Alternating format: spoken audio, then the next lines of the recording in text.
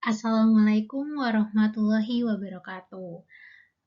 Di sini saya Wigati Sekar Ayu dengan NIM K711927 akan menjelaskan atau memaparkan mengenai analisis manajemen resiko produk yang saya buat. Sebelumnya pada bertanya, apa sih produk yang akan saya buat? Lalu apa manajemen resiko yang akan terjadi di kemudian harinya jika saya membuat produk ini?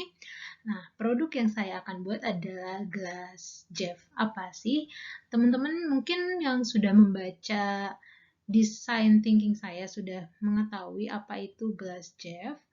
Gelas Jeff adalah gelas jelly eco-friendly yang bisa dimakan untuk gunanya untuk mengatasi limbah kemasan plastik yang sudah marak terjadi di Indonesia, yaitu gelas plastik yang masih banyak digunakan dan gelas-gelas plastik itu akan menyebabkan limbah sampah plastik jika terus digunakan.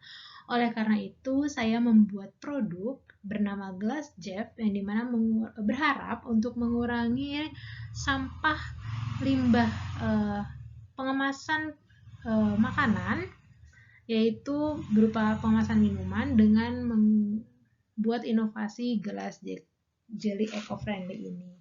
Yang dimana nanti konsumen itu setelah menggunakan gelas ini, gelas tidak langsung dibuang, tapi bisa dimakan. Jadi walaupun dibuang juga ke lingkungan atau ke tempat sampah, gelas ini akan lebih mudah terurai dibandingkan dengan gelas plastik dan tidak menyebabkan kerusakan pada lingkungan alam. Nah, lalu apa sih manajemen risiko dan cara saya mengatasinya sebagai produsen? Yang pertama, manajemen risikonya itu adanya pesaing yang terlebih dahulu menjual produk serupa. Nah, mungkin teman-teman yang suka baca internet atau artikel atau sudah menonton televisi pernah mendengar namanya Elo Jelo. Elo Jelo adalah besutan dari anak negeri Indonesia juga yang dia mengemukakan juga gelas dari bahan jelly ini. Nah, lalu bagaimana cara saya mengatasinya?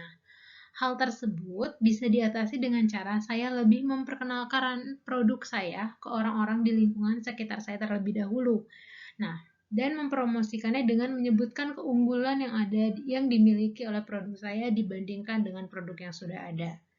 Nah, setelah saya memperkenalkan produk saya ke lingkungan sekitar, berarti lingkungan sekitar saya sudah mengetahui produk ini dan mungkin lingkungan saya akan lebih membantu mempromosikan ke keluarganya, ke keluarga besarnya, atau saat di lingkungan saya memiliki acara besar menggunakan produk saya. Seperti itu. Setelah saya memperkenalkan produk saya akan memperkenal atau menjualnya melalui sosial media dan mengikuti pameran UMKM atau kewirausahaan. Nah, kenapa saya baru melaksanakan tindakan kepada lingkungan sekitar saya? Karena sebelum saya menjamah media sosial, saya harus butuh testimoni yang banyak biar orang lebih luas itu sudah percaya dengan produk saya. Oleh karena itu, saya memulainya dari lingkungan sekitar saya untuk saya jadikan testimoni. Nah, kita lanjut ke manajemen resiko dan cara mengatasinya. Yang kedua, itu motif polos gelas yang terlihat monoton. Nah, mungkin saingan saya yaitu Elo Jelo tadi itu kalau teman-teman bisa lihat di internet, gelas yang dimiliki produk tersebut itu tuh polos ya teman-teman. Jadi hanya warna seperti itu.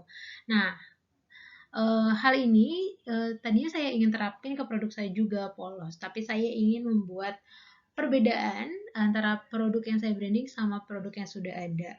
Nah, bagaimana cara perbedaannya? Hal ini bisa diatasi dengan cara saya menambahkan topping Yupi dengan bentuk-bentuk yang lucu seperti bentuk bir atau cincin di gelas tersebut. Jadi gelas tidak terlihat polos dan saat konsumen memakan gelas jelly tersebut bukan hanya rasa manis atau tekstur jelly yang didapat, tapi ada rasa manis gula dan tekstur kenyal dari Yupi, topping Yupi yang tadi.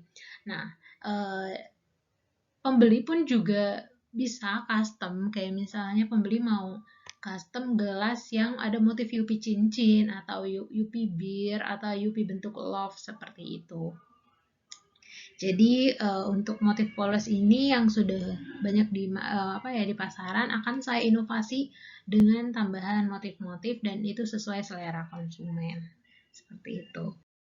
Lanjut ke manajemen resiko yang ketiga, yaitu ketahanan gelas yang tidak bisa disimpan terlalu lama. Hal ini bisa diatasi dengan cara saya menerapkan sistem pre-order terhadap produk gelas Jeco-Eco Friendly ini agar kualitas produk tetap baik saat konsumen menggunakannya.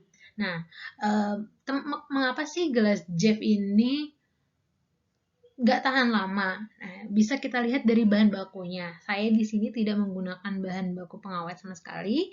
Saya menggunakan tepung jeli agar-agar dan gula seperti itu. Jadi tidak bisa tahan lama. Mungkin bisa tahan lama itu 10 hari di dalam lemari es atau disimpan di dalam lemari es. Cuma kalau di luar di suhu ruangan itu hanya sampai 1-5 hari aja seperti itu. Jadi saya menerapkan sistem pre-order agar saat produk saya gelas Jeco-Eco Friendly ini sampai ke tangan konsumen itu masih bisa digunakan dengan kualitas yang baik seperti itu. Berikutnya saya sebelumnya berterima kasih kepada teman-teman yang sudah menanggapi mengenai manajemen resiko yang telah saya buat di pada Indonesia. Terima kasih banyak yang sudah mendukung, yang sudah support, dan yang sudah menanyakan mengenai manajemen resiko yang nantinya juga akan terjadi menurut pandangan teman-teman terhadap produk yang saya buat seperti itu. Jadi di sini saya akan memaparkan beberapa pertanyaan yang datang kepada saya mengenai manajemen risiko yang akan terjadi di produk saya, teman-teman.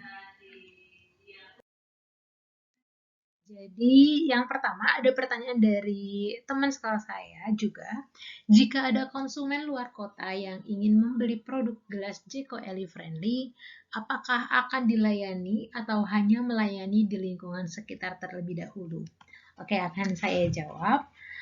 Saya tidak menutup kemungkinan untuk melayani konsumen yang tertarik terhadap produk saya, tetapi konsumen itu berada di luar kota. Karena tadi kan sudah saya paparkan di awal, saya akan menerapkan sistem pre-order. Jadi barang tidak ready stock dan kualitasnya saya jamin saat sampai ke konsumen adalah kualitas produk terbaik. Seperti itu. Lalu mengapa saya menerima pesanan dari luar kota juga? Tujuannya agar produk saya lebih dikenal banyak orang dan diterima oleh masyarakat. Nah, jadi jika saya hanya menerima orderan-orderan di dalam kota, itu berarti kan hanya masyarakat atau lingkungan kota-kota yang saya tinggali aja yang mengenali produk saya. Tapi saya ingin menjamah masyarakat di luar kota saya untuk menggunakan dan mengajak mereka untuk mencintai lingkungan dengan cara mengurangi penggunaan limbah sampah plastik seperti itu. Berikutnya ada pertanyaan, lalu apabila Anda melayani pengiriman jarak jauh, bagaimana Anda mengemas produk? Nah, lalu saya akan menjawab, kalau saya menerima konsumen yang tadi dari luar kota, pastinya saya akan mengalami pengiriman jarak jauh dong ya teman-teman.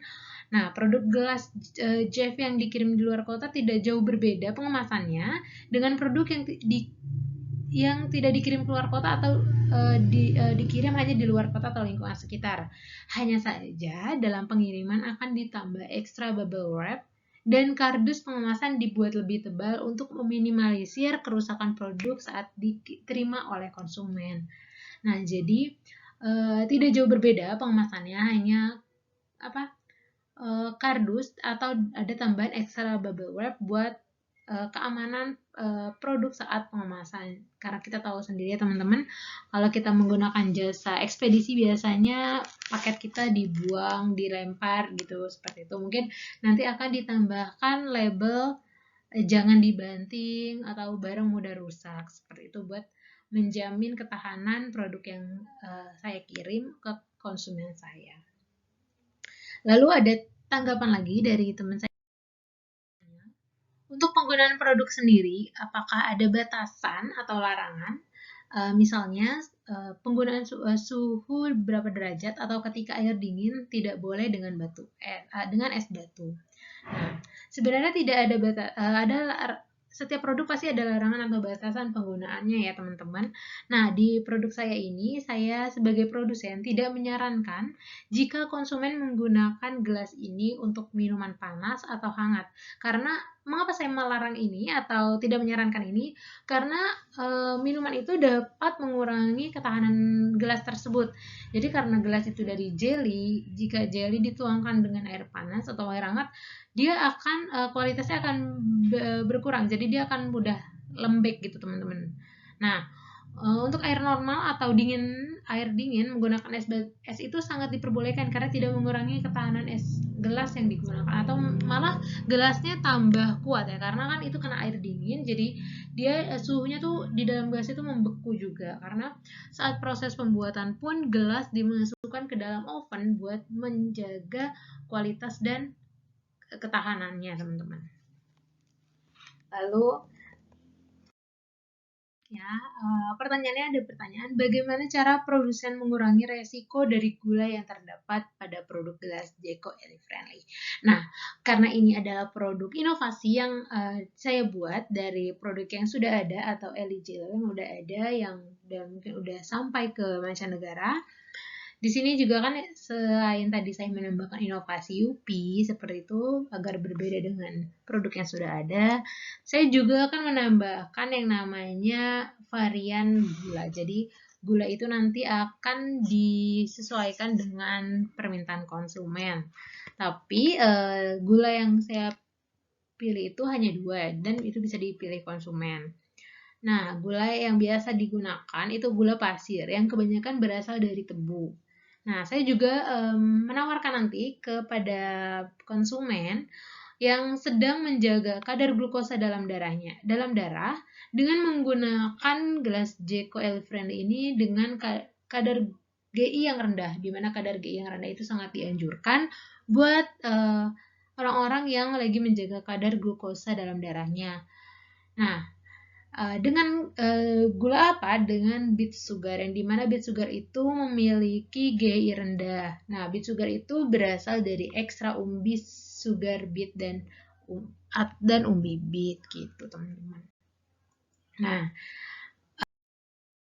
lalu ada pertanyaan terakhir sepertinya yang saya dapat dari teman-teman saya yang telah menanggapi produk saya. Berapa sih harga jual produk gelas Jeko Eli-Friendly ini? Saya menjawab, untuk harga produknya sendiri, saya sebagai produsen akan menjual dengan harga dari range Rp10.000 sampai dengan Rp20.000 tergantung varian yang dipesan oleh konsumen. Jadi nanti ada beberapa varian itu apa aja sih yang tersedia. Nah, mungkin dari varian yang tadi motif atau ada tambahan UPI, terus varian gula dan varian ukuran. Jadi tergantung nanti bagaimana pesanan dari konsumen. Nah, itu tadi tanggapan atau pertanyaan yang saya dapat dari teman-teman. Sebenarnya ada banyak banget tanggapan, tapi tanggapannya itu bukan bersifat pertanyaan, tapi bersifat mendukung saya agar semoga produk yang saya buat ini dapat realisasi dan menjadi inovasi baru. Terus banyak yang mendukung saya, semoga saya bisa menjalankan produk ini atau membuat produk ini dengan lancar. Itu aja yang bisa saya paparkan mengenai manajemen resiko produk yang saya akan buat. Kurang lebihnya mohon maaf. Wassalamualaikum warahmatullahi wabarakatuh.